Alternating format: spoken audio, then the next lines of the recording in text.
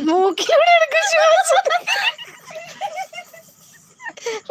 ചേട്ടൻ തലകുത്തി മറന്നിച്ച് കളിക്കുന്നുണ്ട്. നിക്കു ആ കൂടത്തുള്ളേന്ന് പറയുന്നുണ്ട്. നമ്മുടെ നിക്കു ശരിക്കുന്നുണ്ട്. ബേബി ഫോൺ കുറിച്ച് വായിക്കും.